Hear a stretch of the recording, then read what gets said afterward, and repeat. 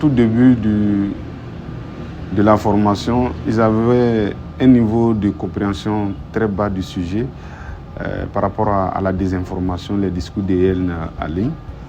Et après les différentes formations, je puisse affirmer qu'aujourd'hui, c'est des gens qui ont progressé, qui ont compris le phénomène et qui peuvent manier les outils de vérification. Ils ont été outillés par rapport à ça.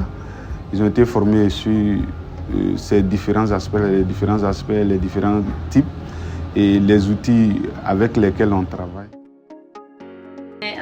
ɲɛfɔli caman sɔrɔ fo ka bɛn sababu la désinformation kan mésinformation kan il y a des informations qui sont hors contexte an y'a bɛɛ kalan kɛ.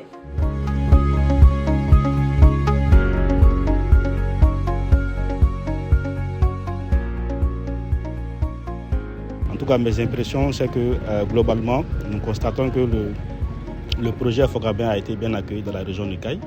On a constaté un enthousiasme vis-à-vis de la jeunesse dans le cadre de la mise en œuvre du projet. Et nous pouvons que vraiment se réjouir vraiment de ce constat-là.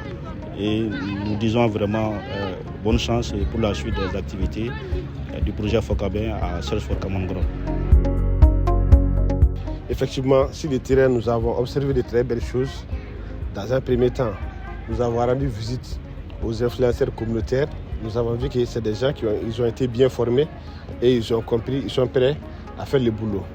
Et aujourd'hui également, nous avons rendu visite aux influenceurs aussi bien que communautaires que numériques. Là-bas, à ce niveau, on a vu qu'effectivement, eux-mêmes, ils ont été bien formés. Ils étaient avec leurs formateurs, les services techniques. Tout le monde a réalisé que c'est des gens qui ont été bien formés et ils peuvent faire le travail. Donc, globalement, sur le terrain, nous sommes satisfaits de ce qu'on a vu. La mission de supervision de CAI nous permet de nous rendre compte que les activités prévues ont été exécutées sur le terrain. Aussi, selon les informations qu'on a recueillies auprès des personnes bénéficiaires du projet, on peut se dire qu'on a atteint un niveau de satisfaction. Et à ce niveau, nous pensons qu'il y a eu beaucoup de formations, destinées aux influenceurs communautaires, aux influenceurs numériques et aussi à d'autres types comme les radios qui ont aussi bénéficié d'appui.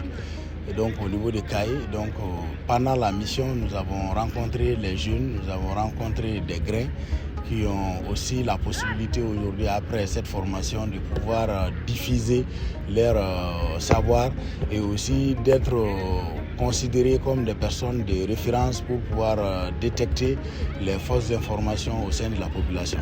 Je dois dire que pour ce que j'ai vu entre hier et aujourd'hui, le secrétariat du Fonds de consolidation de la paix est très satisfait des avancées de ce projet-là. Mais ces avancées ont été acquises aussi avec la collaboration des autorités gouvernementales. Il y a 3 ministères qui ont pris part à cette mission conjointe. Il y a les autorités locales de CAI qui ont été présentes et qui ont assisté, qui ont accompagné le projet depuis le début. Sans cette collaboration-là, peut-être qu'on n'aurait pas eu les résultats que le projet a eu. En tant que Fonds de consolidation de la paix, on est très satisfait de ces avancées et nous encourageons les uns et les autres à continuer sur cette lancée-là. L'objectif de ce projet était de faire en sorte que les jeunes puissent aider à combattre la désinformation. Voilà. Et je dois saluer la combativité justement des jeunes, l'engagement des jeunes sur ce dossier-là.